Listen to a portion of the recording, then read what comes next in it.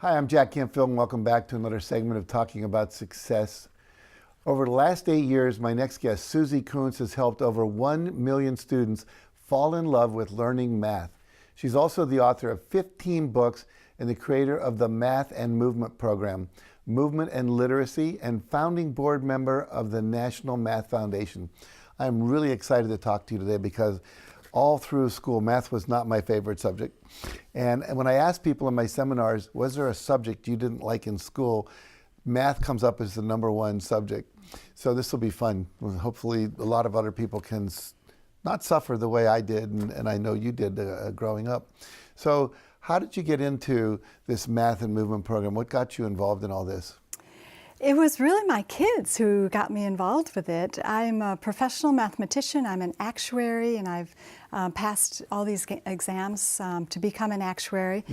But I struggled with math so much when I was younger, and I didn't want my children to have the same experience as I did.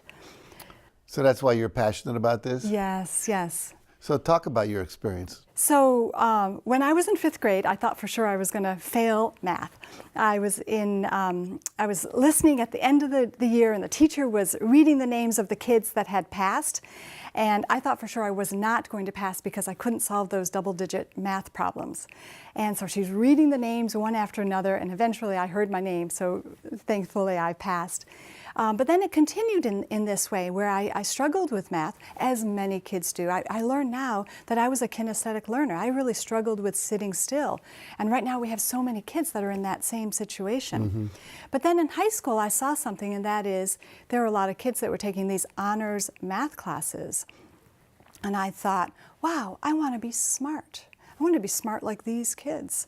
They're taking these math classes. So I asked my high school teacher if he would tutor me, and he said yes, he would. Now, he was a typical math guy who understood math so well that he couldn't explain it to me. So he got really impatient with me, but I kept asking question after question because I really wanted to understand the information. And then eventually he was like, "Oh, you will never amount to anything in math." That's amazing. That must have been like a downer. Right. But you know what? I didn't believe him. Good I for went you. to college. I signed up to be a math major. They didn't have to know I was bad at math. I signed up. They wanted math majors, and I had a college professor who said something that was very different. He said, "That's okay. Math is hard." Now, I was like, wait a minute, what do you mean math is hard? I thought you either have the math gene or you don't have the math gene. You either get it or you don't get it. And that was a transformational moment in my life. So from then, I just started to study hard, and I persevered. And from there, I went on to become an actuary. I wrote 2 books for actuaries and passed all the actuarial exams to become an associate actuary. So you've created this program that 1 million kids have gone through. You're in schools all over America. What is the Math&Movement program? Explain that to our viewers. So the Math&Movement program is a multisensory kinesthetic approach to learning math. Say that twice fast. Multisensory kinesthetic approach. Multisensory kinesthetic approach. So Okay. what we're doing is using more senses for having students learn. There are 2 parts of the program. There are the math movements, and then there are the floor mats that kids jump on. So the math movements are something like this. You would cross over and whisper 1, 2, and then clap nice and loud 3, 4, 5, 6, 7, 8, 9. So that's the basic pattern for these. What we're doing is saying every number, but just varying our voice. So it can start as young as pre-K, and it goes all the way up to elderly people who need to do cross-body movements to help them stay focused and keep their brain working very, very well. Now we'll put some pictures of the mats up on the screen so people can see Right. what they look like. Describe some of these. How do they work? So the floor mats are heavy-duty vinyl. They lay out on the floor, and the kids jump on them. They have bright colors on them. The kids think it's a game. Once you roll out those mats, their eyes get big, and they say, "Oh, I want to play this game. Tell me what the rules are." But what we're doing we're being like the sneaky math chef. We're tricking these kids into learning. The kids think it's so much fun. They want to practice and practice and practice, and we know that it's practice that makes perfect. If they can practice more, they're going to learn the information. Then that builds confidence. They realize that they can learn we can transform our schools. So give us an example of what might be on a mat and how the kids would learn from that. So one might be for multiplication, and it's numbers, 1 and 2, a smaller box for those, and the 3 is a nice big box, and the 4 and 5 smaller, and the 6 is bigger. So for that one, that's multiplication by 3s. So first they start out by learning how to skip count. They skip count 3, 6, 9, 12, and then from there they jump over what's 3 times 3. They make 3 jumps, 3, 6, 9. They have the answer.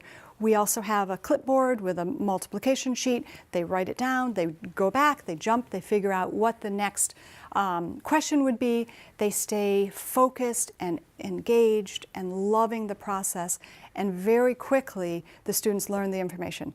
We have data, we have over 50 studies on the website that shows how quickly students can learn the information with Math and Movement. I love this because some people are dominant kinesthetic learners, and if you do not involve their bodies, they don't learn. That's right. And people that are not kinesthetically dominant, whenever we add more sensory and more kinesthetic, auditory, visual to the experience, they learn faster and better and retain more as well. Isn't that right? You're absolutely right. And also, right now we have more students becoming kinesthetic learners. Once kids do the electronics, it's just not giving them enough exercise. Kids used to play outside. When they played outside, they did cross-body movements just by running and naturally playing. But the computer is sitting still. They're not doing the cross-body movements. So now they're doing Xbox, PlayStation. They're not moving. They're on their cell phones. They're playing on their iPads or whatever. That's right. Very important. And the other thing that's very important about this program is reaching children in poverty.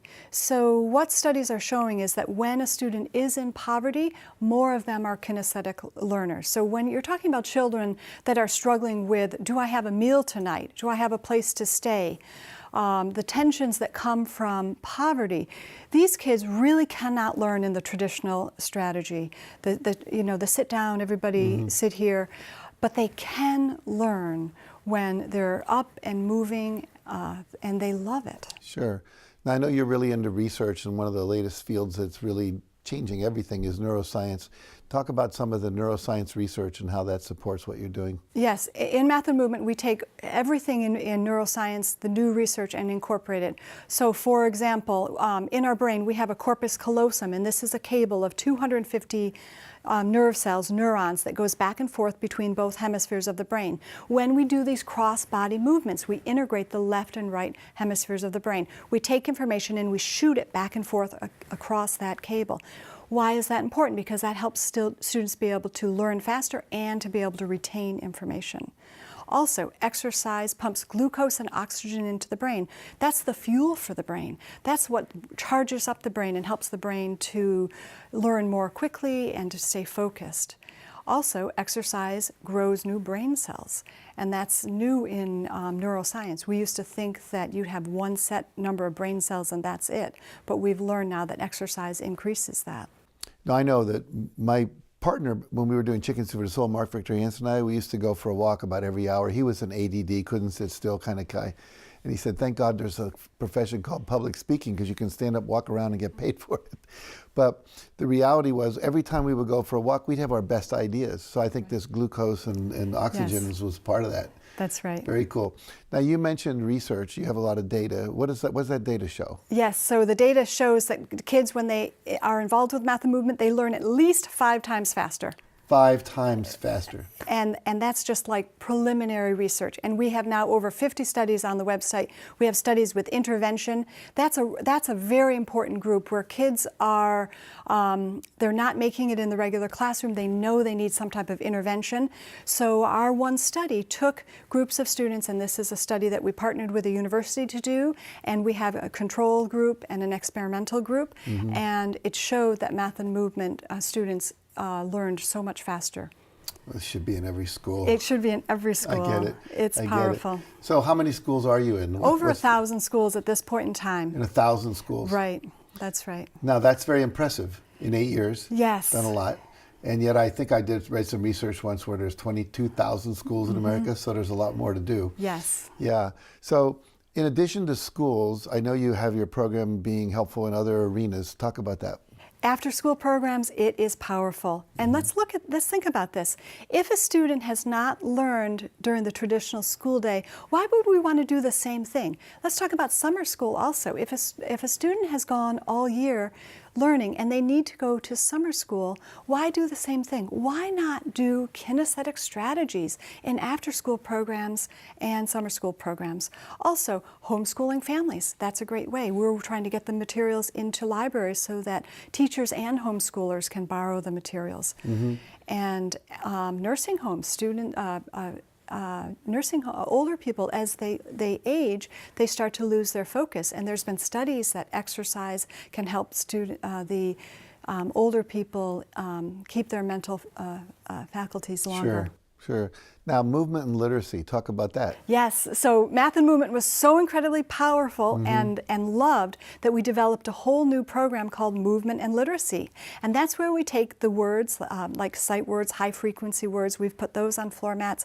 We have sentence hop, we have blending, we have contractions, and we've also gone into other languages. A lot of schools have a high number of Spanish students, so we've translated the materials into Spanish.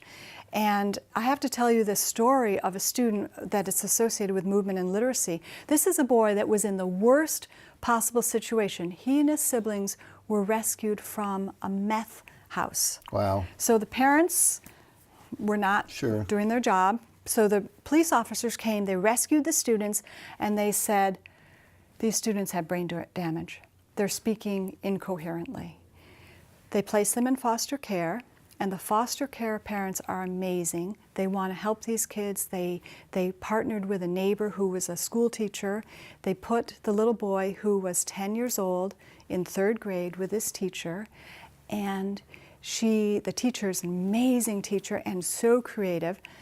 So when they put him into 3rd grade, he could not read any words at all.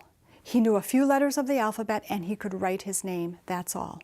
So 10 years old, but put him in 3rd grade. So what the teacher did was to get out one of the Math and Movement floor mats and show it to him. And she said, do you know any of these words? He said, no, he tried. He tried to sound everything. He didn't know any of the words. Then she did this approach where she told him what the word was, then he jumped on the word. And they did this for 4 or 5 times. And then she asked him, how many words do you know?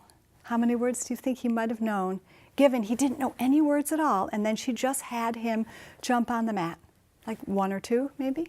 That's what I would have said, yeah. 5 out of the 7 words. Wow. And then she said, all right, let's do the crawl and trace approach. So with 2 fingers, he got down and he crawled and traced all those words.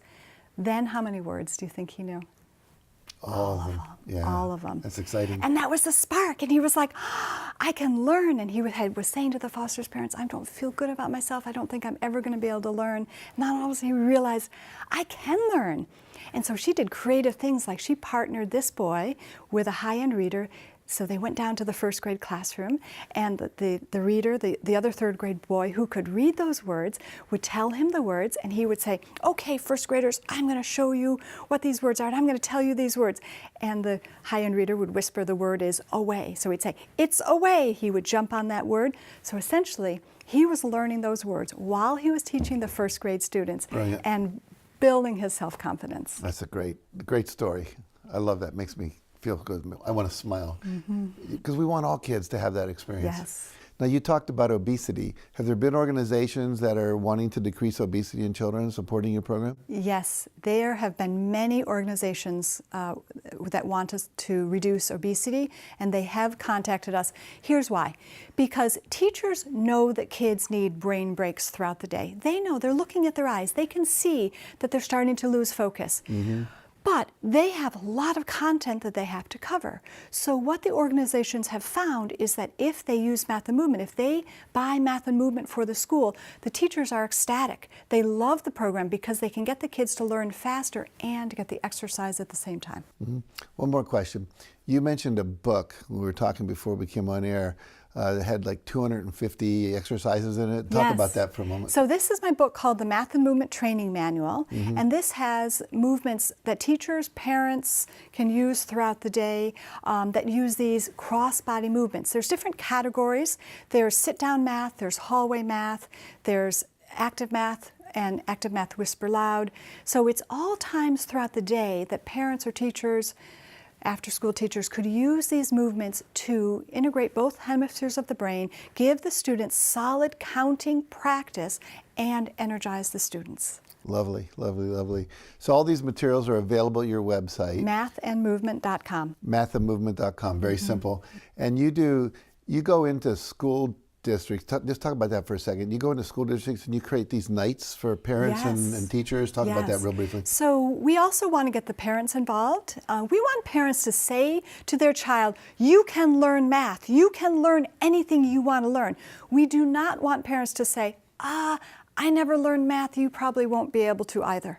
Yeah, we don't have the math gene in our family. Right. Right. So we create these mats where we come in with about 40 different stations, and there are contractions, there are Cartesian coordinates, 100-number grid, place value, multiplication, on and on. All these different materials that are very appealing for children. And then we invite the parents to come with the child, go from station to station, and encourage the child. And what has happened is the parents are awed. I hear them say... That's AWED, right? Yes. Okay. They say, I can't believe my child learned that. They're being convinced, the parents are being convinced that when we use new strategies for learning, that children actually can learn. And better yet, they could learn. I mean, this could turn into a jobs program for retraining adults into math and science fields where we so desperately need more individuals in these fields. Absolutely, yeah, good. Well, I could talk to you forever. Having been a former teacher and an educator of educators and now doing what I do, I'm fascinated by this. If I was a superintendent, you instantly would be in every school in my district. So tell people, like, once again, mathandmovement.com. Mathandmovement.com. And everything's there, and they can bring you to their district, they can get your materials, they can do all that, right? And we write grants for schools. So if a school loves this and they say, we don't have funding, we have a full-time grant writer. Oh, great. And we're also looking for sponsors. We're looking for any organization that wants to support schools. We have a way of branding the floor mats to give the company, the organization, some recognition, and also giving the students and the teachers the opportunities to have these materials. So if someone watching this has a family foundation and they had someone that had a difficult time in math, this is a chance to make a difference, right? Exactly. Or large corporations also that know that we need to have more individuals in math and science. Very good. Who would like to be involved. Sure, all those engineering and high-tech companies and so forth. Perfect. Yes. God, I can talk to you forever. Thank you so much for joining us today. Thank you. All right, go to her website, mathandmovement.com, and stay tuned. We'll be right back after this message.